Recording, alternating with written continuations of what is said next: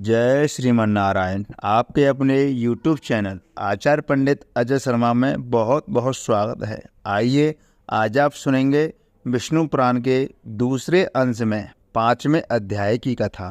अगर आपने अभी तक पिछले अध्यायों की कथा श्रवण नहीं की है तो कृपा करके अवश्य श्रवण करें। हमारे चैनल पर विष्णु पुराण अंश 2 के नाम से प्लेलिस्ट तैयार कर दी गई है। वहाँ पर आपको पिछले सभी अध्यायों की कथा सुनने के लिए मिल जाएगी। मित्रों, अभी तक आपने हमारे YouTube चैनल को सब्सक्राइब नहीं किया है तो कृपा करके सब्सक्राइब अवश्य कर लें और बगल में लगी बेल आइकन घंटी को भी दबा दें, जिससे हमारे द्वारा जो भी जानकारी दी जाए वो आपको प्राप्त हो सके।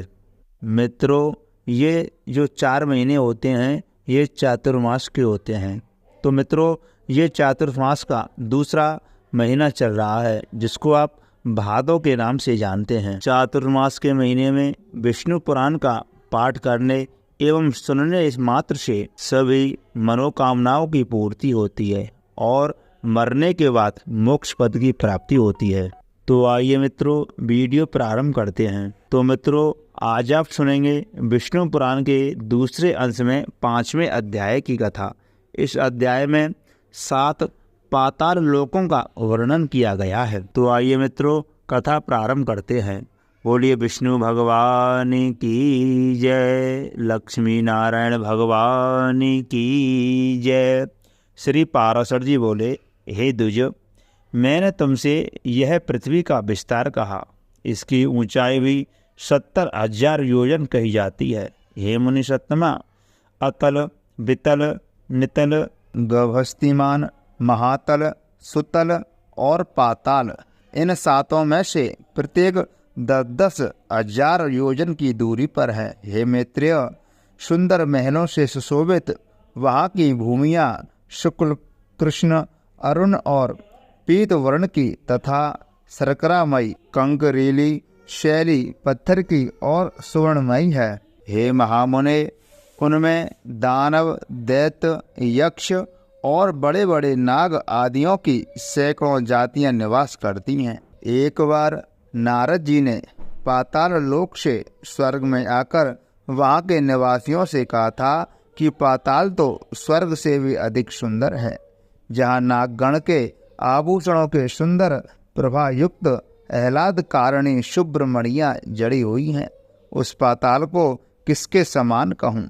जहाँ तहाँ दैत्य और दानवों की कन्याओं से सुशोभित पाताल लोक में जिस मुक्त पुरुष को भी प्रीति न होगी, यहाँ दिन में सूर्य की किरणें केवल प्रकाश ही करती हैं, घाम नहीं करती, तथा रात्रि में चंद्रमा की किरणों से शीतल नहीं होता, केवल चांदनी ही फैलती है। जहाँ भक्ष्य, भोज और महापानादि के भोगों से आनंदित सर्पों तथा दानव आदियों को शम्य जाता हुआ भी प्रतीत नहीं होता। यहाँ सुंदर वन, नदियाँ, रमणीय सरोवर और कमलों के वन है, जहाँ नरकोकिलों की सुमधुर कूक गूंजती है एवं आकाश मनोहरी है। और हे द्विज, हे ब्राह्मण, जहाँ पाताल निवासिनी दैत्य, दानव एवं नागगण द्वारा अति स्वच्छ आभूषण, सुगंध में अनुलेपन, वीणा, वेणु और मृदंग आदि के स्वर तथा तूर्य, ये सब भाग्यशालिनियों के भोगने योग्य और भी अनेक भोग भोगे जाते हैं। पातालों के नीचे विष्णु भगवान का शेष नामक जो तमोमय विग्रह है, उसके गुणों का दैत्य तथा दानवगण भी वर्णन नहीं कर सकते। जिन देवर्षि पूजित देव का सिद्धगण अनंत कहकर बखान करते हैं, वे अति निर्मल, स्पष्ट स्वस्तिक चिन्हों से विभूषित तथा सहस्र सिर वाले हैं, जो अपने फनों की सहस्र मणियों से संपूर्ण दिशाओं को दैदीप्यमान करते हुए संसार के कल्याण के लिए समस्त असुरों को वीरहीन करते रहते हैं। मद के कारण अरुण अयन सदैव एक ही कुंडल पहने हुए तथा मुकुट और माला आदि ग्रहण किए, जो अग्नि युक्त श्वेत पर्वत के समान सुशोभित हैं। मद से उन्मुक्त हुए जो नीलांबर तथा श्वेत हारों से सुशोभित होकर के मेघमाला और गंगा प्रभा से युक्त दूसरे कैलाश पर्वत के समान विराजमान है, जो अपने हाथों में हल और उत्तम मूसल धारण किए है तथा जिनकी उपासना शोभा और वारुणी देवी स्वयं मूर्तिमती होकर करती है। कल्पांत में जिनके मुखों से विषाग्नि शिखा के समान दैदीप्यमान संकर्षण नामक रुद्र निकलकर तीनों लोकों का भक्षण कर जाता है, वह समस्त देवगणों से वंदित शेष भगवान अशेष भूमंडल को मुकुटवत धारण किए हुए पाताल तल में विराजमान है।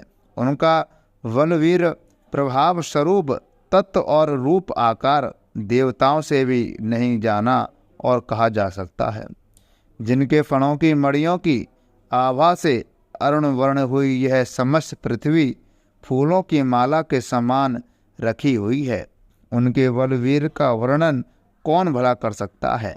जिस समय मदमत्त नयन शेष जी जमुहाई लेते हैं, उस समय समुद्र और वन आदि के सहित यह संपूर्ण पृथ्वी चलायमान हो जाती है। इनके गुणों का अंत गंधर्व, अप्सरा, सिद्ध, किन्नर, नाग और चारण आदि कोई भी नहीं पा सकते। इसलिए ये अविनाशी देव अनंत कहलाते हैं, जिनका नाग वसुधाओं द्वारा लेपित हरिचंदन पुनः पुनः श्वास वायु से छूट छूटकर दिशाओं को सुशोभित करता रहता है। जिनकी आराधना से पूर्वकालीन महर्षि गर्ग ने समस्त ज्योतिर्मंडल, ग्रह, नक्षत्र आदि और शकुन अपशकुन आदि निमित्तकों फलों को तत्वतः जाना था, उन नागश्रेष्ठ शेष जी ने इस पृथ्वी को अपने मस्तक पर धारण किया हुआ है, जो स्वयं भी देव, असुर और मनुष्यों के सहित संपूर्ण लोक माता पाताल आदि समस्त लोकों को धारण किए हुए हैं। बोलिए विष्णु भगवान की जय, लक्ष्मी नारायण भगवान की जय, सर्वदेवी देवताओं की जय। तो प्रिय मित्रों, ये रही विष्णु पुराण के दूसरे अंश में 5वें अध्याय की कथा। तो मित्रों, ये विष्णु पुराण के दूसरे अंश में 5वें अध्याय की कथा विराम हुई। मित्रों, जो भी भक्त सच्ची श्रद्धा और मन से भगवान विष्णु की कथा का श्रवण करता है एवं सुनता है, उसके सभी पाप नष्ट हो जाते हैं और उसके सभी अमंगल मंगल हो जाते हैं। मित्रों, इस वीडियो को लाइक करें और ज़्यादा से ज़्यादा शेयर करें और कमेंट बॉक्स में विष्णु भगवान की जय अवश्य लिख दें। जय श्री राधे, जय श्री कृष्ण।